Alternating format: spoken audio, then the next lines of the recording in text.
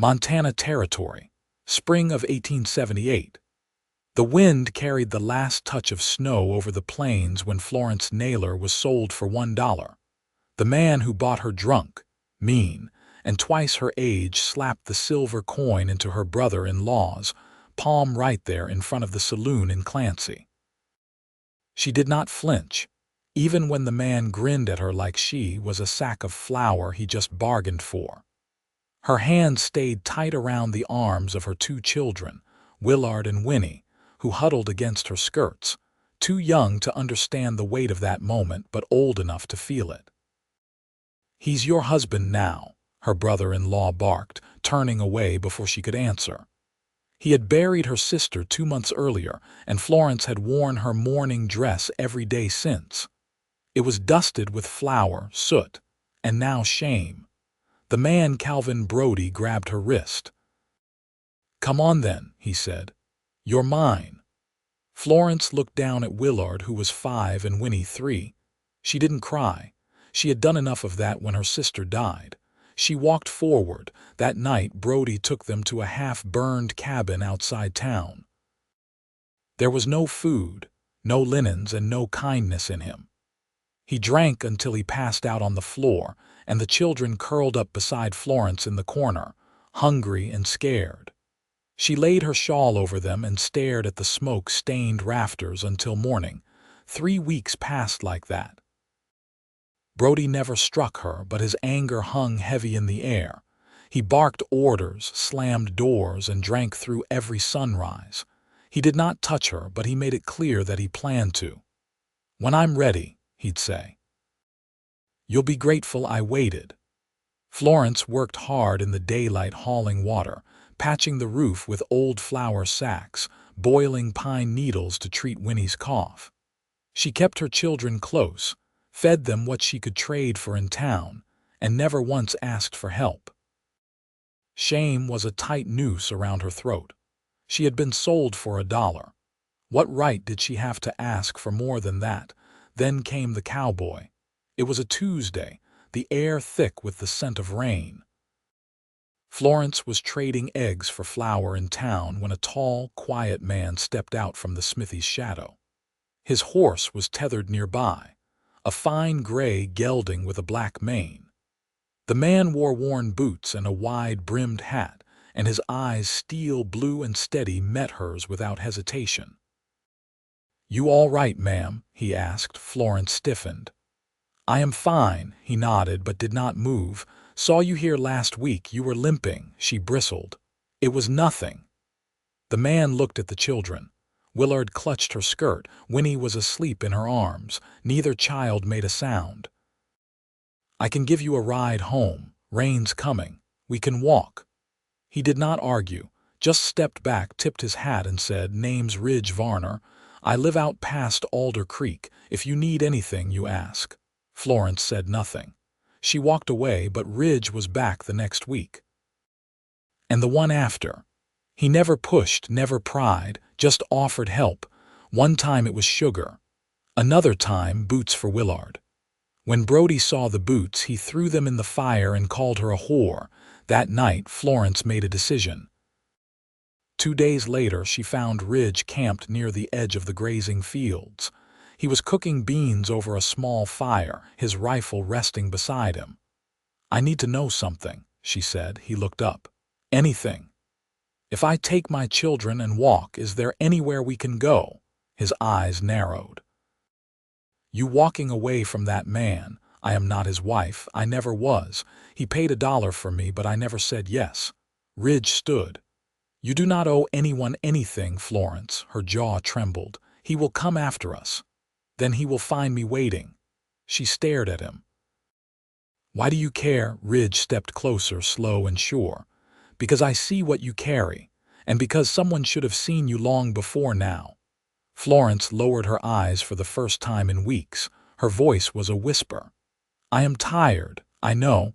I have nothing, no land. No money. You have worth, Florence. Anyone with eyes can see that." She looked up then. His face was close. His hand brushed hers and she let it. The next morning, Ridge was waiting with his horse saddled and a wagon borrowed from the blacksmith. Florence carried Winnie in her arms. Willard held on to Ridge's hand. They did not say goodbye to Brody. They rode toward Alder Creek, the cabin Ridge built with his own hands waiting between the pines. It was not much, 2 rooms, a stone hearth, a small barn, but it was safe. It was dry. It was theirs. If she wanted it, she did. That night, Ridge cooked stew while the children played with sticks and straw on the floor. Florence sat near the fire, her hands still, her eyes soft. "You helped us," she said. "You did not have to. I wanted to." "Why?" Ridge looked at her then, the light catching the edge of his jaw. "Because I saw you. Not just a mother, not just someone broken. I saw you." Florence blinked fast, then reached for his hand. Ridge took it, held it like it was something precious. And for the first time in a long time, she let herself believe that maybe she could be more than the woman sold for $1. Tomorrow would come. And this time, she would not face it alone. The first rain of May came with a hush, soft and steady on the roof above Ridge's cabin. Florence stood at the window, watching the water bead along the sill. Her hair was still damp from the morning's wash, tucked back in a single braid. Behind her, the children were asleep on a pallet by the hearth, warm under a quilt Ridge's mother had stitched before the war took her. He came in quiet from the barn, boots muddy, hat in hand. He paused at the door, watching her. The firelight caught the edge of her cheek. She didn't turn. "You're back later than I figured," she said. "Had to mend a fence." Elk pushed through near the creek bed. She nodded. "I can patch your shirt. The shoulder's torn. I'll leave it by the basin. No rush." He stepped closer, slow, careful, like he always was around her. Not because she flinched, she never had, but because something in her still held tight, like a rope drawn taut between trees. Florence shifted, arms crossed. "There's a woman in town, Mrs. Hargrave. She asked if I'd come help at the schoolhouse sometimes. Says her eyes are going. You want to? I used to teach before." She hesitated, then said instead, "I liked it." Ridge rested one hand on the back of a chair. "Then you ought to go." "I'd need to bring the children. Willard listens fine, but Winnie's restless. I can watch her. She likes the chickens. She throws feed at them like it's a war." He smiled, soft and short-lived. "She'll settle." "They both will." Florence looked at him for the first time since he came in. "You sure you don't mind?" "I'd rather they be with someone who cares." She didn't answer, but her mouth softened just a little. He went to the shelf and pulled out a tin of dried apple slices. She watched as he poured a few into a bowl and set it near the fire for when the children woke. Then he leaned against the wall, arms crossed, watching the flames. "You been sleeping all right?" he asked. "I sleep when they do." "That ain't what I asked." He didn't press after that, just waited. She sat down slowly on the bench by the hearth, fingers laced in her lap. "It's strange is all, not being afraid." He didn't speak, but she felt the weight of his listening. "I keep expecting it to come back, like it's just stepped outside for a smoke. It won't." She looked toward the fire. "You say that like you're sure." "I am." The silence stretched between them, easy and wide. She didn't fill it. After a while, Ridge pulled a folded cloth from his coat pocket and offered it to her. "Found this in town. Thought maybe it'd do for your hair." Florence took it slowly, unfolding the scrap of cotton. It was sky blue, worn soft. She looked up at him. "Why?" He straightened a little. "Felt like something you'd wear." She held it a moment, then set it in her lap. "Thank you." Ridge nodded once and moved to stir the fire. "You don't owe me anything," he said quietly. "Not for the wagon, not for the roof, not for staying." "I know." He looked back. "Do you?" She didn't answer right away. "Then, I'm not someone who's been given much. That don't mean you can't learn how to take it." Florence reached for the cloth again, smoothing it between her hands. Then, without comment, she tied it around her braid, knotting it at the nape of her neck. She didn't look at him, but Ridge saw the corners of her mouth lift. Outside, the rain eased to a mist. Inside, the fire burned steady, and the quiet hung full between them, not empty, not waiting, just filled with the sound of two people learning how to be near one another without fear. The first time Florence saw Ridge with his sleeves rolled up, stacking split wood behind the cabin, she felt something in her settle. Not relief, not gratitude, she'd passed through those long ago, but recognition. The way he worked without talking, without expecting notice, as though usefulness was its own reward. He moved like someone who'd been alone a long time and knew better than to take peace for granted. She stood in the doorway, arms crossed against the brisk wind, watching him finish the pile. He glanced up once and nodded, then went back to work. "We're not keeping up with that stove unless I help," she said, stepping down onto the frozen dirt. He paused. "You don't need to." "I know," she said. "I want to." He handed her a smaller maul without a word. She took it, tested the weight, and set a log upright on the stump. The first strike rang clean. Ridge didn't correct her stance. He didn't need to. By dusk, the pile had doubled. Willard tottered out with a tin cup and offered Ridge a drink of water. Ridge took it, careful not to spill, and handed it back with a quiet, "Thank you."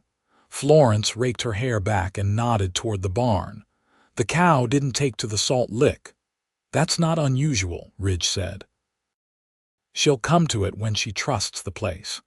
She's been here a week." He looked at her, then toward the barn. "Some things take longer." They didn't speak again until the lantern was lit. The stew was cooling, and the children had fallen asleep with their arms flung wide.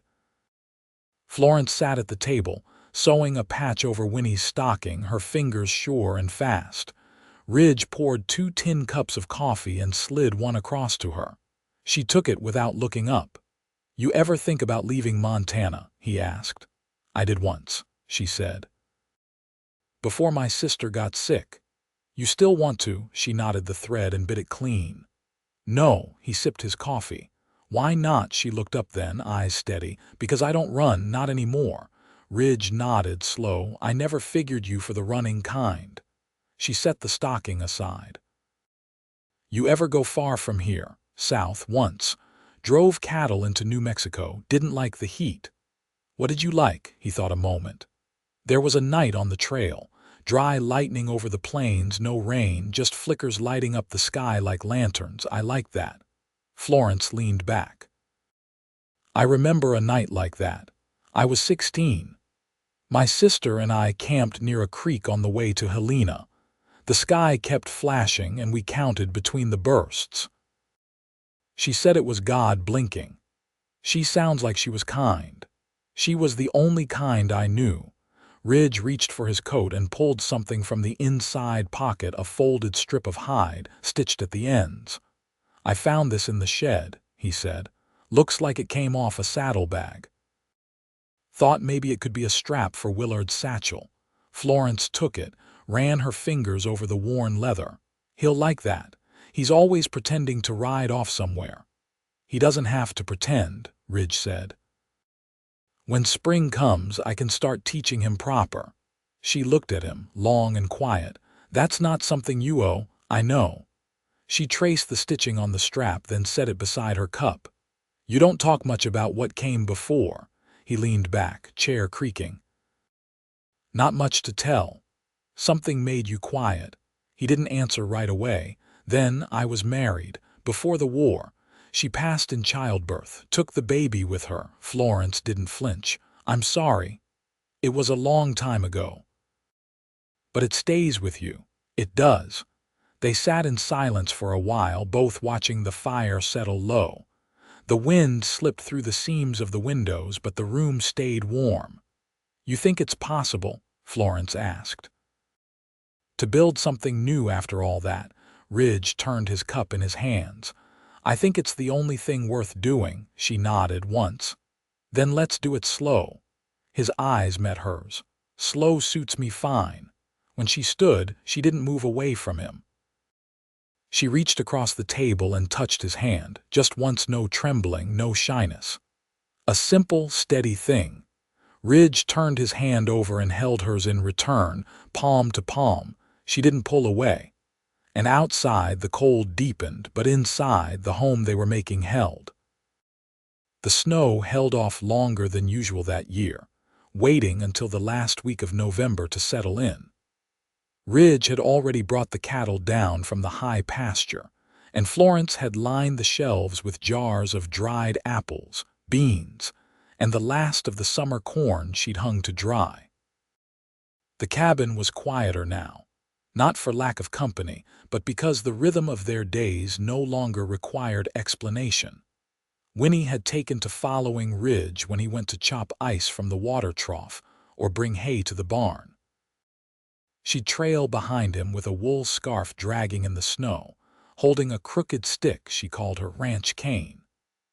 Willard had learned to read his first full reader, and Florence let him sound out words by the fire while she hemmed a winter dress from a pale gray bolt Ridge had brought back from Deer Lodge. One afternoon, Ridge came in from the shed with a crate of iron tools slung under one arm.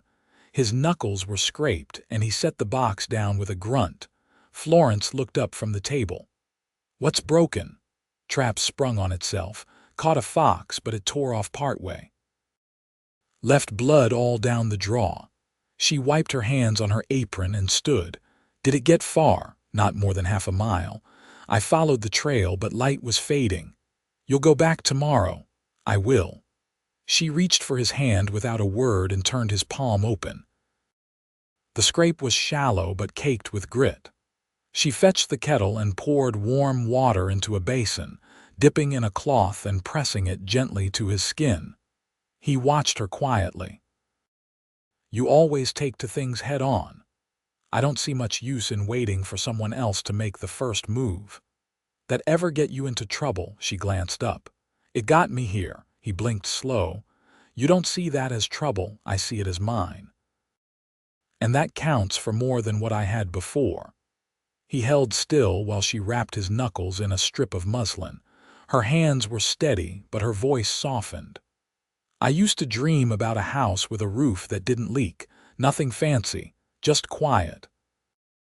A place where I could decide what time supper was, and where the boots went, and whether or not I wanted to speak." He flexed his fingers once, testing the wrap.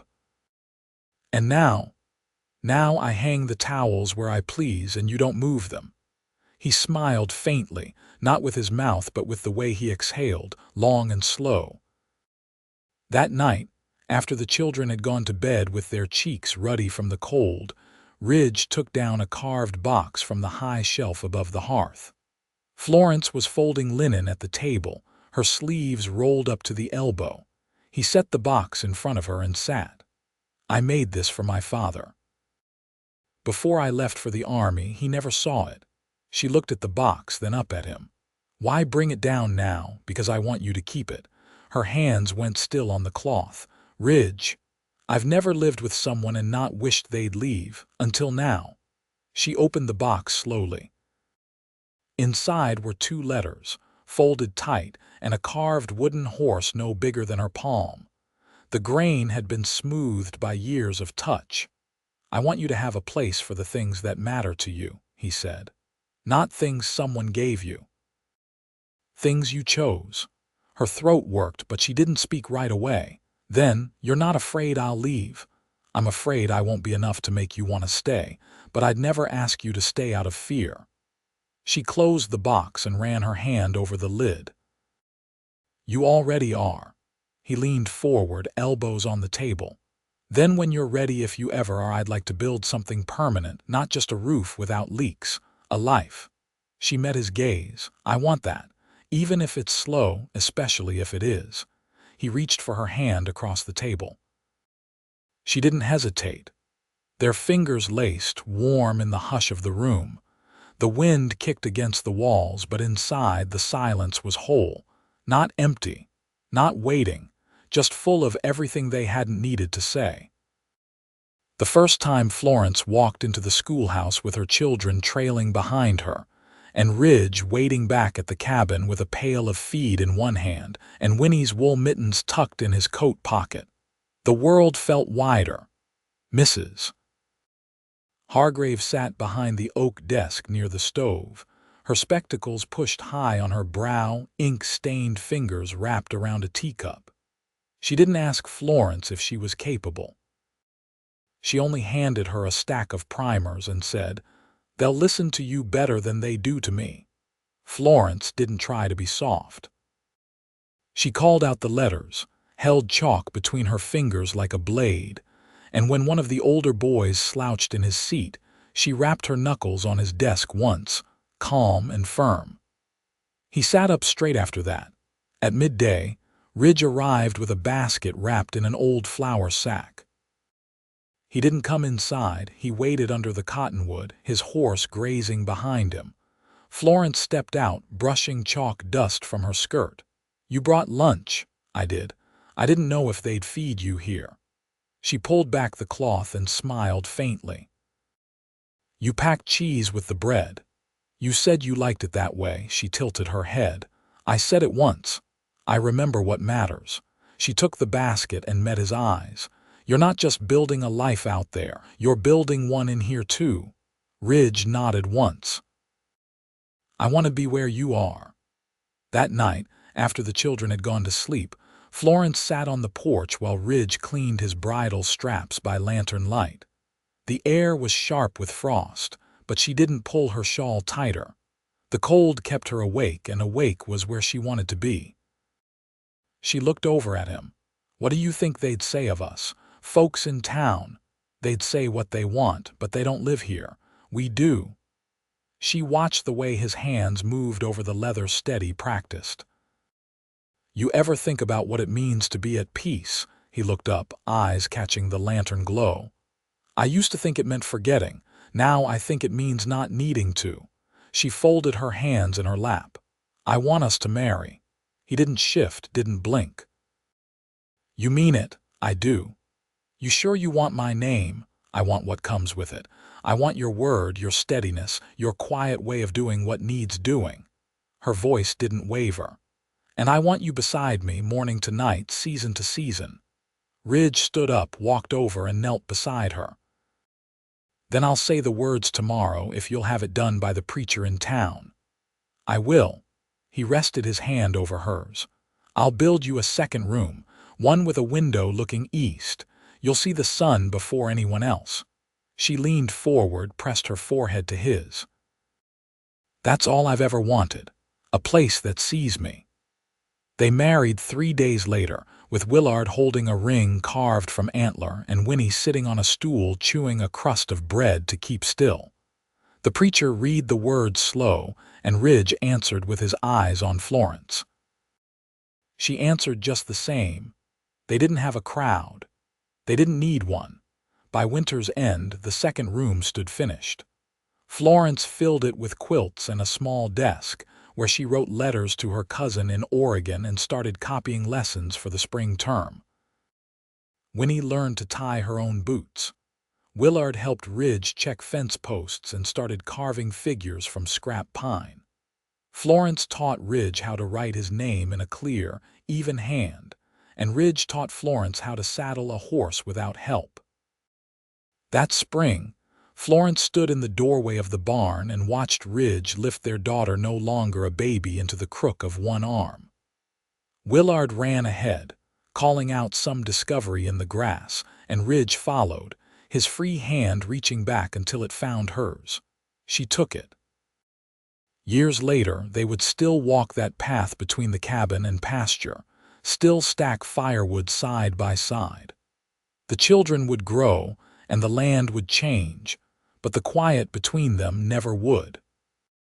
It deepened, like the roots of cottonwoods along the creek, stronger where no one could see, holding everything steady.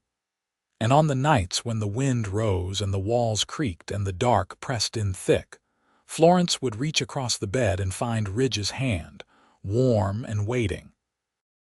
He always held on,